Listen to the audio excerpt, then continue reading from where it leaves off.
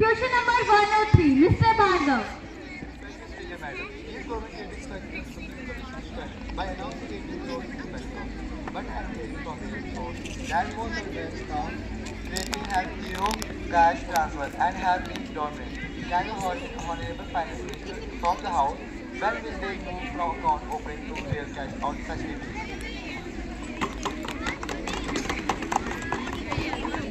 Mr. Varun. Respected Madam Speaker, Pradhan Mantri Jan Dhan Yojana was a historic step taken by our government towards final inclusion, which our government embarked on with 1 year of coming into the power, which unfortunately does not go down with the opposition party. Respected Chairman Ma'am, we have already announced phase 2 and the series of measures had already been taken, like to facilitate cash out facilities. The banking network across the country comprises of the following. Network of 1,25,875 branches of scheduled commercial banks as of 31st of March 2015, out of which 48,557 means 38.58% are in rural areas. 1,48,221 ATMs of scheduled commercial banks as of 30th July 2015, out of which 9,148 are one-side ATMs. In the year 2014 to 2015, 8,227 bank branches as of 8th of August 2015 has been issued. Limit of cash withdrawal at POS has been enhanced from Rs1,000 to Rs2,000 as from the Tier 3 to Tier 4 centers. One of the basic objectives of the financial inclusion is the delivery of the financial services at an affordable cost to the vast sections of the society that faces disadvantages and low-income groups.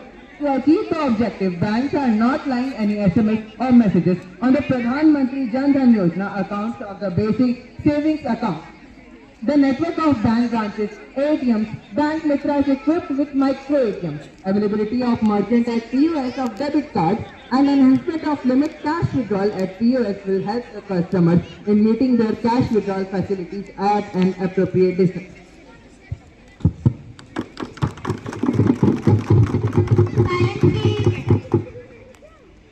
Mr. Bhargav. Honorable Speaker, Madam, Minister, Finance Minister is already receiving this information, and I hope this time he stands up to his word.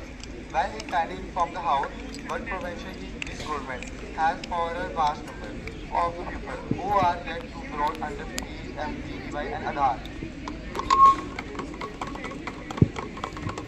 Honorable Finance Minister, Mr. Varun.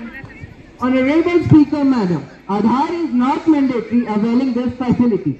In this regard, Indian Banks Association (IBA) has been asked to issue revised guidelines to all banks. Overdraft facility has been availed by 1,64,962 account holders as on 1st of March 2015.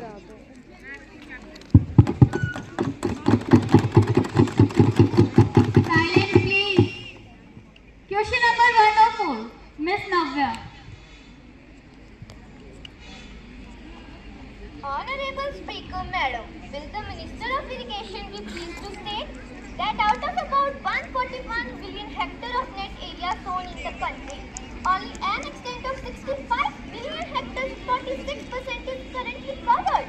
Under irrigation, substantial dependence on rainfall makes cultivation in remaining areas a high risk and a less productive profession.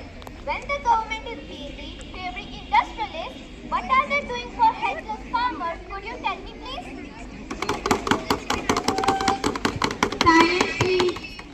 Honorable Minister of Irrigation may answer the question, please. Honorable Speaker, Madam, I would like to inform my Honorable Speaker, Madam, I would like to inform my honorable opposition that the government is committed to accord high priority to water security. Madam, we have conceived Pradhan Mantri Krishi Sanchai Yojana in order to extend the coverage of irrigation in a focused and comprehensive manner. Ma'am, ये तो रही बात आज तक की हमने किया क्या है, इसके अलावा आप कोई भी बजट कुछ उठाकर देख सकते हैं. Silence, please. Question number 105, Miss Mahi. Honorable Speaker, Madam, students in India often face problems and confusion while selecting their options, while comparing ratings given by different international ratings. Given instances where our university is hardly figure in top 200. Don't you think it's time when we should move towards India-specific rating for higher education institutions?